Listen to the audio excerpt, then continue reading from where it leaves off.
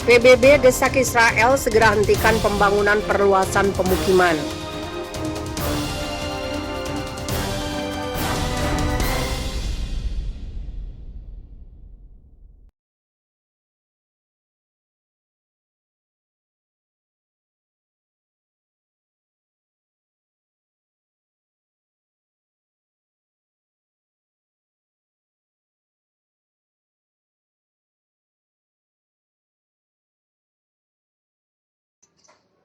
PBB desak Israel segera hentikan pembangunan perluasan pemukiman.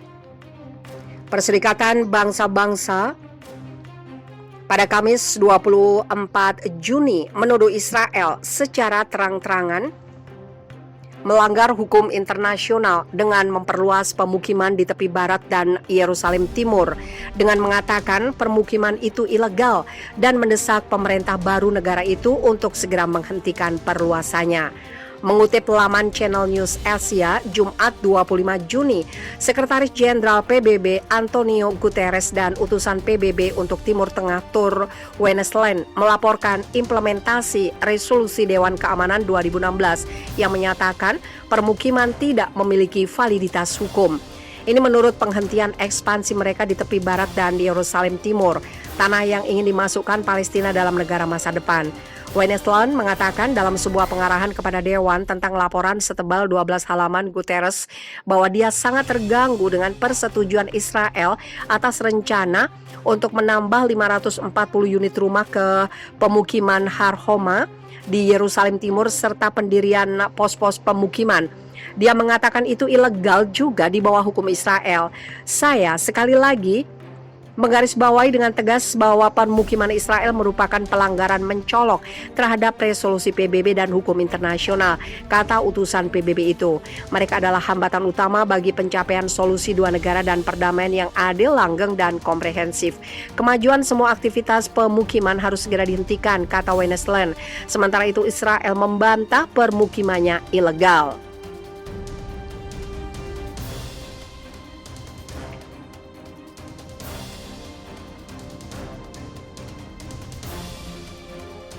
Baik Guterres dan Wennesland juga meminta pihak berwenang Israel untuk mengakhiri pembongkaran rumah-rumah Palestina dan properti lainnya, pemindahan warga Palestina serta menyetujui rencana yang akan memungkinkan komunitas-komunitas ini untuk membangun secara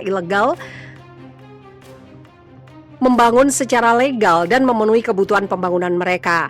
Resolusi Desember 2016 yang absen oleh Amerika Serikat pada minggu-minggu terakhir pemerintah Obama juga menyerukan langkah-langkah segera untuk mencegah semua tindakan kekerasan terhadap warga sipil dan mendesak Israel dan Palestina untuk menahan diri dari tindakan provokatif, hasutan, dan retorika inflamasi. Ia juga meminta semua pihak untuk memulai negosiasi mengenai masalah status akhir dan mendesak upaya diplomatik internasional dan regional yang intensif untuk membantu mengakhiri konflik Israel-Palestina yang telah berlangsung puluhan tahun dan mencapai solusi dua negara di mana Israel dan Palestina dapat hidup berdampingan dalam damai.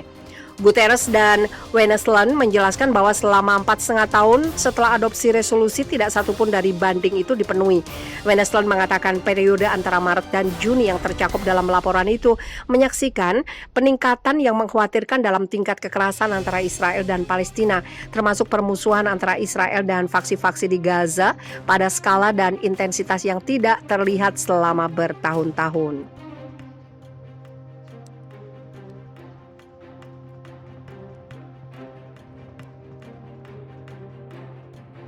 Politikus sayap kanan Naftali Bennett resmi menjadi Perdana Menteri Israel menggantikan Benyamin Netanyahu setelah Parlemen Knesset mengesahkan pemerintahan baru pada Minggu 13 Juni.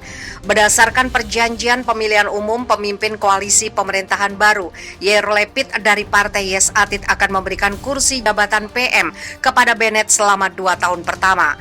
Bennett pun resmi menggantikan 12 tahun pemerintahan PM Benyamin Netanyahu. Bennett, keturunan imigran Amerika Serikat, merupakan politikus nasionalis garis keras.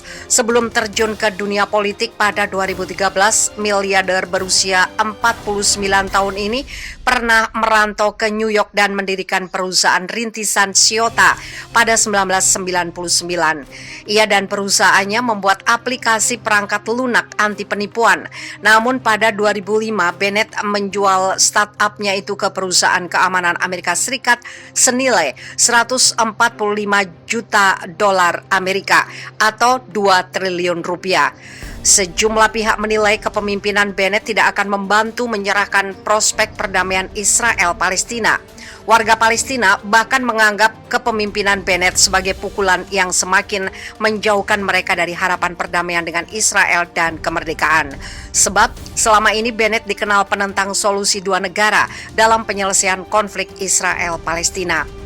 Solusi dua negara merupakan salah satu gagasan perdamaian yang selama ini didukung komunitas internasional, di mana Israel dan Palestina masing-masing mendirikan sebuah negara merdeka yang hidup berdampingan secara damai. Selama saya memiliki kekuatan dan kendali, saya tidak akan menyerahkan 1 sentimeter pun tanah Israel, kata Bennett dalam sebuah wawancara pada Februari 2021. Dikutip Reuters, Bennett bahkan pernah mengatakan bahwa pembentukan negara Palestina merupakan tindakan bunuh diri bagi Israel. Ia beralasan hal itu terkait faktor keamanan warga Israel. Pada 2013, Bennett juga pernah berpidato dan menyebutkan warga Palestina yang merupakan teroris harus dibunuh daripada dibebaskan. Saya telah membunuh banyak orang Arab di hidup saya dan itu tidak masalah, kata mantan komando Israel itu beberapa waktu lalu seperti dikutip Anadolu. Ketika menjabat sebagai Menteri Pertahanan Israel era Netanyahu, Bennett juga pernah menentang penghentian rencana aneksasi tepi barat Palestina. Momentum pembangunan di negara ini tidak boleh dihentikan bahkan untuk sedetik pun, ucap Bennett saat itu. Namun rencana pencaplokan tepi barat itu akhirnya dibatalkan setelah Israel menormalisasi hubungan dengan Uni Emirat Arab. Selama ini Bennett juga memiliki pendekatan garis keras untuk menghadapi ancaman milisi di Palestina, termasuk milisi Palestina.